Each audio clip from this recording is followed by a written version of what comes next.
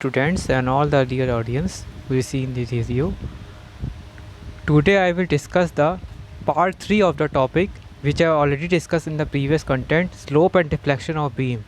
In previous video I have discussed the Macaulay method, generalized case, and now in this video I will consider the particular case or application of Macaulay method which I have already discussed in my previous video. So those students or other audience who have not seen till now the previous video, previous two parts, please watch the previous video before seeing this video. Okay, जिन लोगों ने पहले वाले दो part नहीं देखे हैं please उन दो पार्ट को देख लेना, चैनल सब्सक्राइब कर लेना, उसके बाद ही ये वीडियो कंप्लीट वॉच करना. ओके, तो today I will discuss the particular application of Macaulay method. Okay, come to the next slide. Before discussing the particular application of Macaulay method, here we write the equation of elastic curve, which is also very important because sometime particular question the rate of loading, shear force also will have to be asked. So that's why I have written 5 question over here. Okay, इसीलिए मैंने 5 equation यहाँ पे लिखी हुई हैं. कभी कभी rate of loading या किसी उसमें क्वेश्चन पूछ दिया जाता है. अब पहली रेट ये जो इक्वेशन है यहाँ पे दिख रही E I into D 4 Y upon D X की power 4 equal to minus W. क्यों? रेट ऑफ लोडिंग जो है ये जो इसके साथ ये पॉजिटिव जितना हम लोग डिफ्लेक्शन बढ़ाते हैं एक्स के डिस्टेंस के साथ ये उतना डाउनवर्ड, तो उसको बैलेंस करने के लिए माइनस साइन यूज़ करते हैं, रेट ऑफ लोडिंग यूज़ करते हैं, इसलिए माइनस डब्लू को साइन यूज़ करते. पहली क्वेश्चन ये हो गई. दूसरी शेयर फोर्स, अब इसको एक क्वांटिटी करने पर E I into D Q Y upon D S Q equal to क्या है एफ, इसको कैपिटल एफ शेयर फोर्स हो गया. तीसरी, जैसा कि मैंने पहले वाली फर्स्ट वीडियो में भी बताया था, M equal to E I into D two power Y upon D S two use कर ही रहे थे. इसको हम लोग जनरली इक्वेशन यूज़ करते ही हैं, तो इसको बोलते हैं बेंडिंग मोमेंट, एम से नोट करते हैं. ई आई डी वाई बी इसको थीटा स्लोप और इलास्टिक कर्व. अब यहाँ पे कंफ्यूजन स्टूडेंट्स को हो सकता है कि E I into Y equal to Y मैंने क्यों लिखा. जनरली जो डिफ्लेक्शन इक्वेशन ड्राइव करते हैं वो ई आई वाई के टर्म्स में होती है, और वाई की जो इक्वेशन ड्राइव होती है वो 1 अपॉन ई आई, उसके बाद कुछ टर्म्स आता है एस के फॉर्म में. तो इसीलिए मैंने उसको हम लोग सिंपली डिफ्लेक्शन बोलते हैं, उसको डिफ्लेक्शन को सिंपली वाई से नोट करते हैं. So this is the this equation is used to find out the bending moment. This equation is used to find out the deflection of beam for particular point. So that's why I have written here ei into y equal to y. इसीलिए मैंने यहाँ पे ei into y equal to y लिखा, क्योंकि ये question जो है deflection of beam find out करने के लिए या डिफ्लेक्शन पार्टिकुलर पॉइंट या किसी सेक्शन पे फाइंड आउट करने के लिए यूज़ करते हैं. तो वाई ई आई वाई को सिंपली वाई 1 अपॉन ई आई क्या कांस्टेंट है, तो वाई से ही नोट करते हैं, इसलिए मैंने यहाँ पे E I into Y equal to Y लिखा हुआ है. Okay, now come to the next slide.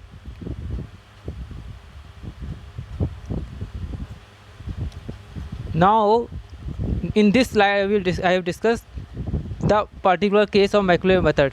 तो here slope and deflection of simply supported beam subjected to a center point load.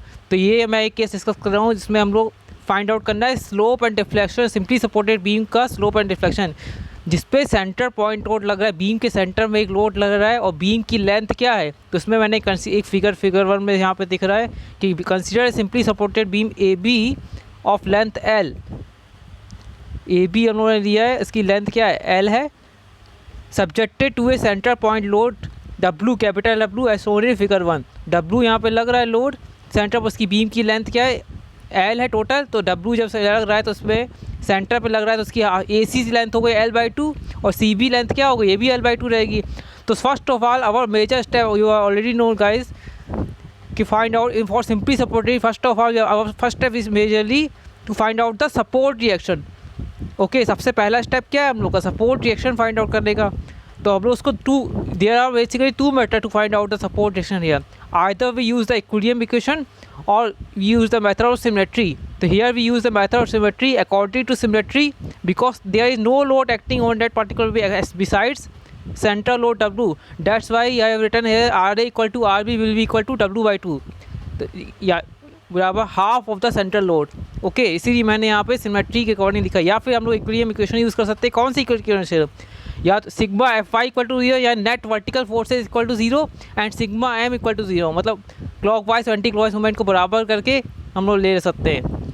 तो इसके लिए हम लोग सबसे पहले क्या करेंगे, सेक्शन लेंगे.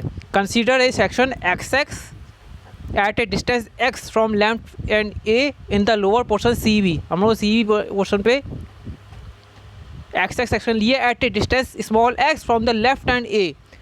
तो अब जब भी हम लोग सेक्शन लेते हैं either we consider left hand side of the section और right hand side of the section for finding the shear force as well as bending moment we have to take the sign convention here. So according to proper sign convention the bending moment on the left hand side of the section is considered positive when rotating clockwise and if it is rotating anti clockwise it is considered negative. जब हम लोग sign convention लेते हैं तो हम लोग या तो left hand side portion consider करते हैं या फिर राइट हैंड साइड। तो यहाँ पे हम लोग सेक्शन के लेफ्ट हैंड साइड ले रहे हैं तो क्लॉकवाइज मूवमेंट जितना होगा वो उसको पॉजिटिव लेंगे और वर्टिकल फोर्सेस जो है उसको पॉजिटिव लेंगे अपवर्ड। तो यहाँ मूवमेंट की बात करें तो क्लॉकवाइज मूवमेंट जो सेक्शन के लेफ्ट में प्रोड्यूस करेंगे उसको पॉजिटिव मूवमेंट लेंगे और जो एंटी क्लॉकवाइज मूवमेंट होगा उसको नेगेटिव लेंगे। तो यहाँ पे मैंने एक्स एक्स सेक्शन की अबाउट मूवमेंट दिया है। तो क्या इक्वेशन बन रही है M X X equal to R A into X. Movement होता है क्या force into perpendicular R A into क्या हो गया यहाँ से डिस्टेंस यहाँ तक आर ए यहाँ से यहाँ तक दूरी की डिस्टेंस कितनी एक्स है तो R A into X minus W into ये वाला डिस्टेंस। तो अब ये टोटल डिस्टेंस एक्स था और इसी क्या था L/2 था तो इसमें से इसको माइनस करो तो क्या बचेगा एक्स माइनस L/2 बचेगा। तो ये इसको एंटी क्लॉकवाइज मूवमेंट प्रोड्यूस कर रहा है और एंटी क्लॉकवाइज मूवमेंट सेक्शन के लेफ्ट पर क्या होता है नेगेटिव होता है। सो दैट्स वाई इक्वेशन क्या हो गई M X S equal to R A into X minus W into X minus L/2। Okay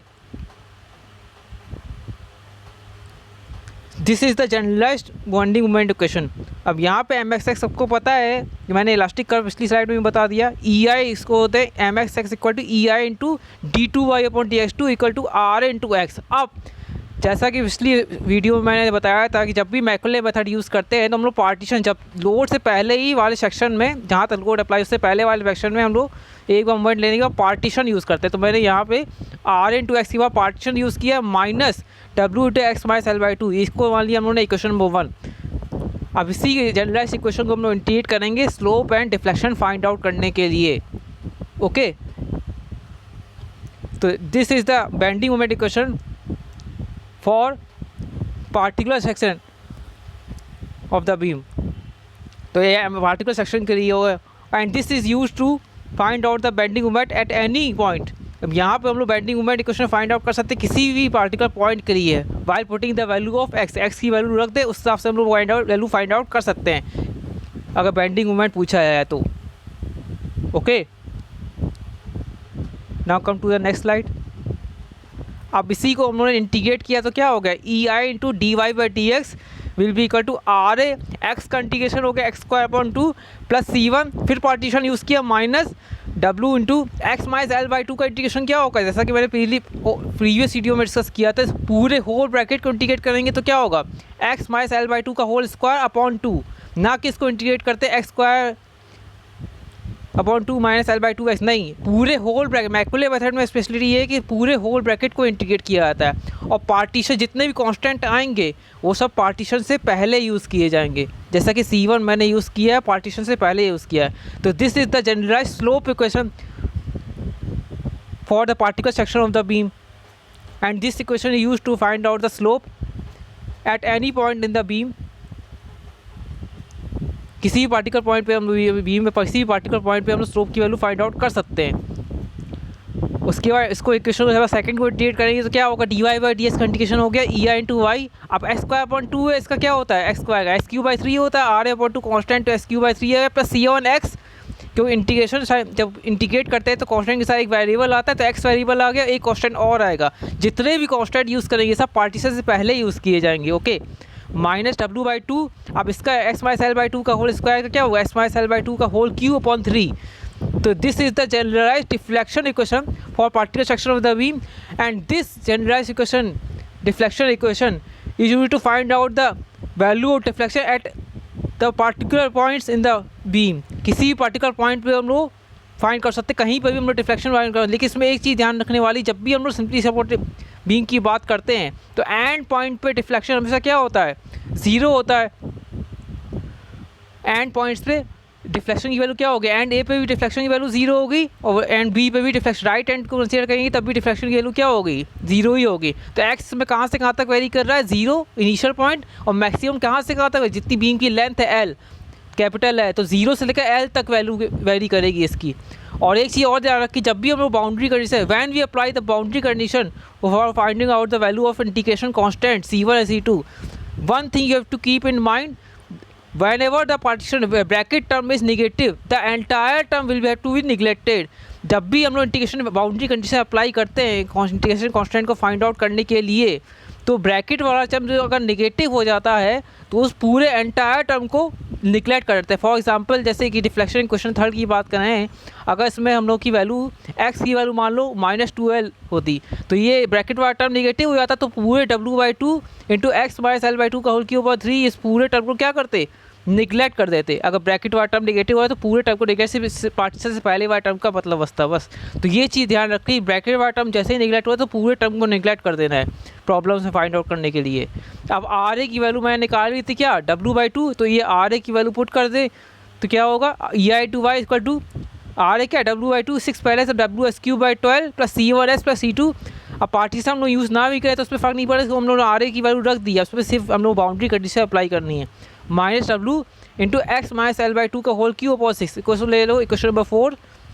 अब now to find out the value of integrating constants C1 and C2 we have to apply the boundary condition. तो there are basically two boundary condition here, at x equal to 0 y equal to 0 as you already know for simply supported beam.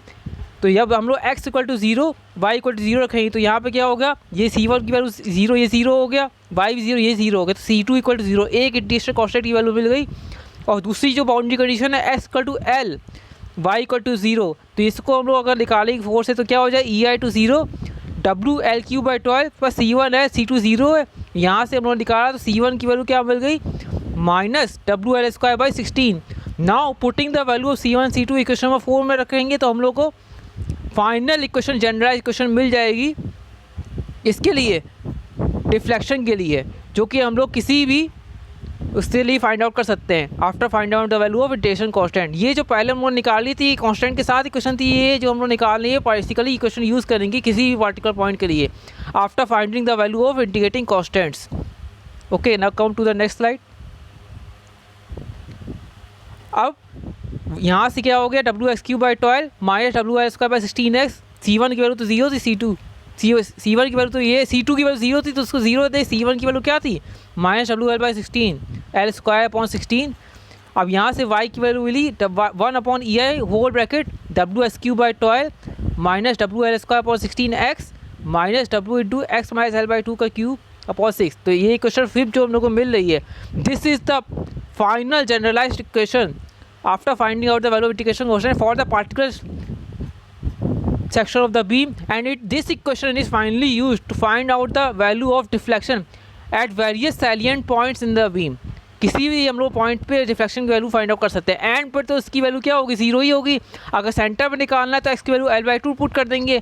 मान लो centre में ना लेके हम लोग के l की value हो जाए 3 पॉइंट, टोटल बीम की लेंथ है 5 मीटर सपोज कर लो, और हम लोग को निकालना है 3.2 मीटर पे, तो x की वैल्यू 3.2 पुट करेंगे, तो यहाँ से हम लोग डिफ्लेक्शन की वैल्यू निकाल देंगे। मतलब किसी भी पॉइंट पे हम लोग इस इक्वेशन की हेल्प से डिफ्लेक्शन की वैल्यू इजीली फाइंड आउट कर सकते हैं। ओके, अब यहाँ पे हम लोग पुटिंग द, अब स्लोप निकालना है तो उसको हम लोग सेकंड इक्वेशन में लिया था, यहाँ इक्वेशन नंबर 30 सेकंड होगा।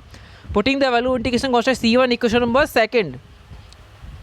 ओके, तो यहाँ से ei/dy/dx हो गया। वह अब यहाँ पे C1 की वैल्यू पुट कर दी, जैसा कि मैं पिछली साइड पर अगर देखा जाए तो क्या था, ये C1 की वैल्यू क्या आई थी, -WL²/16 आई थी, तो वही अब C2 तो उसमें है नहीं, C1 की वैल्यू पुट कर देंगे डायरेक्ट, तो क्या होगा W²/4, RA की वैल्यू पुट कर ही चुके हैं हम लोग, -WL²/16 माइनस WX ब्रैकेट में x माइनस l/2 का होल स्क्वायर अपॉन 2।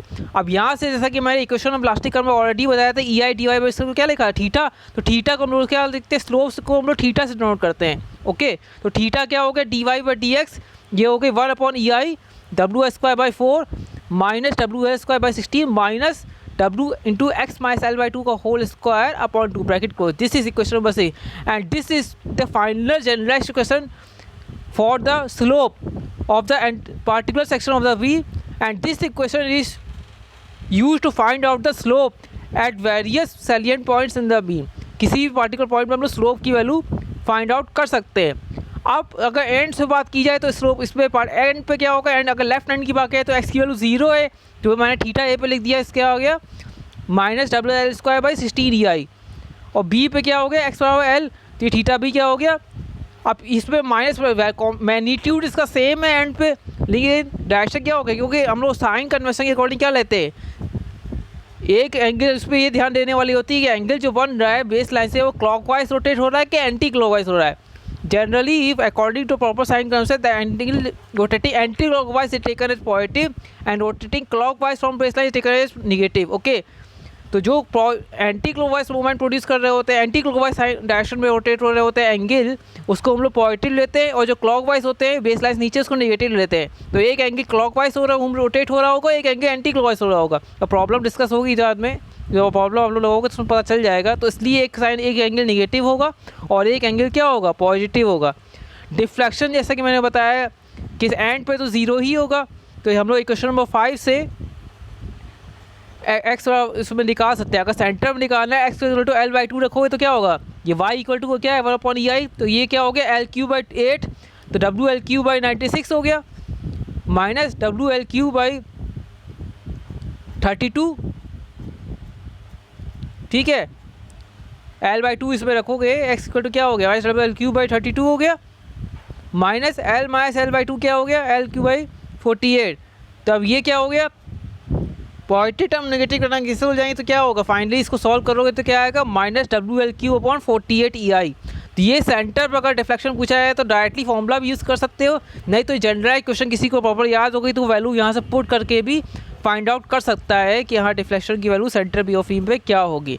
तो this is the particular case of Macaulay method in which a simply supported beam of length L subjected to a central load W.